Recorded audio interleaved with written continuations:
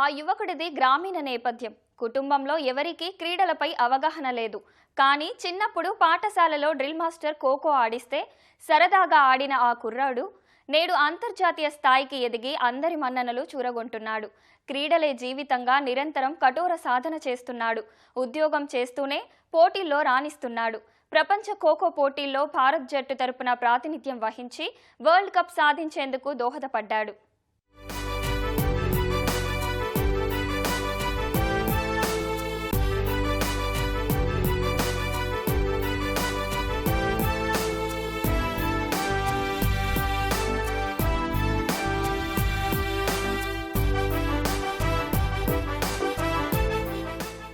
చిన్నతనం నుంచి చదువుతో పాటు ఆటలపై ఆసక్తి పెంచుకున్న ఈ యువకుడి క్రీడా ప్రతిభను పేదరికం ఆపలేకపోయింది. ఖోఖోపై మక్కువతో పట్టుదలతో ప్రతిచోటా పతకం రావాల్సిందే అన్నట్లుగా రాటుదేలాడు.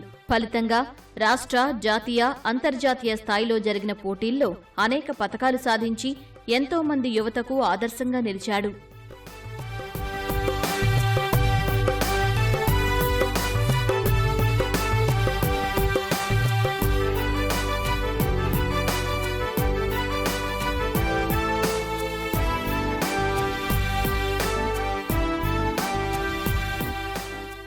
మైదానంలో పరుగులు తీస్తున్న ఈ యువకుడు శివారెడ్డి. ప్రకాశం జిల్లా ఈదర గ్రామం స్వస్థలం. చిన్నతనం నుంచి చదువులో ఉత్సాహంగా ఉండడంతో తల్లిదండ్రులు ప్రోత్సహించారు. పంగలూరు ఖోఖో అకాడమీలో కోచ్ సీతారామరెడ్డి ఆధ్వర్యంలో శిక్షణ ఇప్పించారు. ఖోఖో చరిత్రలో తొలి ఏడాదిలోనే భారత్ కప్ సాధించడం ఒక ఘనతైతే అందులో ఈ యువకుడు బృంద సభ్యుడిగా ఉండటం మరో విశేషం.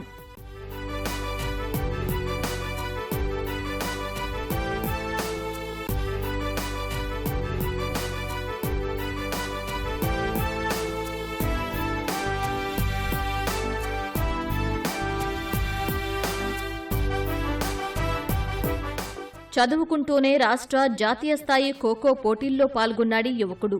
ఇప్పటి వరకు జాతీయ స్థాయిలో 35 స్వర్ణ, రజత పతకాలు సాధించాడు. 2018లో లండన్లో జరిగిన అంతర్జాతీయ పోటీల్లో బెస్ట్ చేజర్ అవార్డుతో పాటు ప్రముఖుల ప్రశంసలు అందుకున్నాడు. చదువు కాగానే క్రీడా కోటాలో పోస్టల్ శాఖలో ఉద్యోగం సాధించాడు. అందరిలాగానే నేను గవర్నమెంట్ స్కూల్లో చదువుకున్నాను. ఆపర్చునిటీని బట్టే నేను ఇట్లాగా అకాడమీకి రావడం జరిగింది. ఇక్కడికి వచ్చిన తర్వాత నేను స్టేట్ లెవెల్కి, అలానే నేషనల్స్ లెవెల్కి, అలానే ఇంటర్నేషనల్ స్థాయికి వెళ్ళడానికి ఇది నాకు మంచి ప్లాట్ఫామ్ అయింది. 35 నేషనల్స్లో పార్టిసిపేషన్ చేశాను. అలానే దాంట్లోనే బ్రాంజ్, సిల్వర్, గోల్డ్, అలాగా నాకు బ్రాంజ్లో వచ్చేసరికి 10 బ్రాంజ్ల దాకా నేషనల్స్ లెవెల్లో ఉన్నాయి. అలానే గోల్డ్ 3, సిల్వర్ వచ్చేసరికి 5. ఆ తర్వాత నేను ఇంటర్నేషనల్స్ లెవెల్లో 2018లో నేను ఇంటర్నేషనల్స్ లండన్లో జరిగింది. అక్కడ నాకు బెస్ట్ చేజర్ అవార్డు కూడా వచ్చింది. ఆ టీంలో ఇండియా వర్సెస్ నేపాల్ మ్యాచ్లో. ఆ తర్వాత రాజస్థాన్, దీంతో కూడా నేను టెస్ట్ సిరీస్ ఆడాను. 4th ఏషియన్ ఛాంపియన్షిప్కి అప్పుడు సెలెక్ట్ అయ్యాను. కరోనా వచ్చింది, పోస్ట్ పోన్ అయింది. ఆ తర్వాత నాకు పోస్టల్ డిపార్ట్మెంట్లో, అది లండన్ వెళ్ళిన దాంట్లో జాబ్ వచ్చింది పోస్టల్ డిపార్ట్మెంట్లో ఆదిలాబాద్లో. క్రీడాభిమానులు చాలా కాలంగా ఎదురుచూసిన ఖోఖో వరల్డ్ కప్ 2020లో కరోనా కారణంగా వాయిదా పడింది.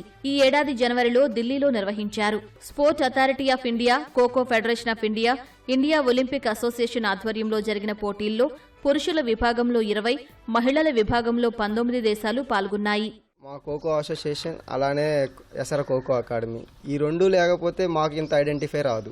వరల్డ్ కప్ జరిగితే వరల్డ్ కప్ మేము ఆడాలి. ప్రతి ఒక్క ఇండియాలో ప్రతి ఒక్క మంచి ప్లేయర్లు అనుకునే ఆలోచనలో ఇది ఒకటి. 2024 ఏప్రిల్లో సీనియర్ నేషన్ జరిగింది. ఎవరైతే దాంట్లో బెస్ట్ పర్ఫార్మెన్స్ ఉందో వాళ్ళందరినీ ఒక స్టేట్కి వచ్చి 2-3 అలాగా మొత్తం ఇండియా వైజ్గా 60 మెంబర్స్ బాయ్స్, అలానే 60 మెంబర్స్ గర్ల్స్, వీళ్ళలో బెస్ట్ పర్ఫార్మెన్స్ తీసుకొని 1 మంత్ క్యాంపు జవహర్లాల్ నెహ్రూ స్టేడియంలో క్యాంపు కనెక్ట్ చేశారు. అక్కడ బెస్ట్ పర్ఫార్మెన్స్ బట్టి మమ్మల్ని టీం సెలెక్ట్ చేసి మంచి ఇండియా టీంని తీసి ఇంకా వరల్డ్ కప్ కి ప్రిపేర్ అయ్యాం. 23 కంట్రీస్ నుంచి పార్టిసిపేషన్ చేశాం. బాయ్స్ టీమ్స్ 20, 19 టీమ్స్ ఏమో గర్ల్స్.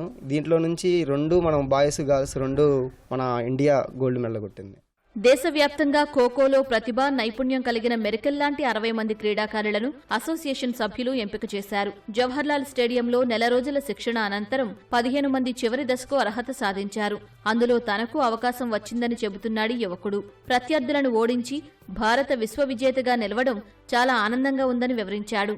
ఇంతకుముందు నేను ఇండియాకి ఆడినప్పుడు ఏంటంటే టెస్ట్ సిరీస్ మాత్రమే ఆడాను. అంటే ఇంత కంట్రీస్ పార్టిసిపేషన్ చేసింది ఏం లేదు. మన ఇండియాకి మనం రిప్రజెంట్ చేస్తున్నాం, అలానే ఎక్కువ కంట్రీస్ పార్టిసిపేషన్ చేస్తున్నాయి. పక్క కంట్రీతో ఆడుతున్నప్పుడు తెలియని ఒక హ్యాపీనెస్, అలానే మాకు చాలా మనం రిప్రజెంట్ చేస్తున్నాం అంటే మనం ఖచ్చితంగా ఓడిపోవడానికి ఛాన్స్ ఉండకూడదని చెప్పేసి మనం అందరం టీంలో ప్రతి ఒక్కరం ఇదే మాట్లాడుకునే వాళ్ళం. చీఫ్ డిమిషన్ వచ్చేసరికి మా సీతారామరెడ్డి సారు, అబ్బాయిలు అమ్మాయిలు 2 టీములకి హెడ్ అనమాట మా సార్. ఆ తర్వాత కోచ్ వచ్చేసరికి అశ్విని కుమార్ సార్. ఈ టోర్నమెంట్ సక్సెస్ అవడానికి సుదర్శన్ మిట్టల్ సార్, అలానే ప్రెసిడెంట్, అలానే జనరల్ సెక్రటరీ త్యాగి సార్. వీళ్ళు అంతకు మించి మాతో కష్టపడ్డారు ప్రతి ఒక్క, అంటే ఫస్ట్ నుంచి లాస్ట్ దాకా.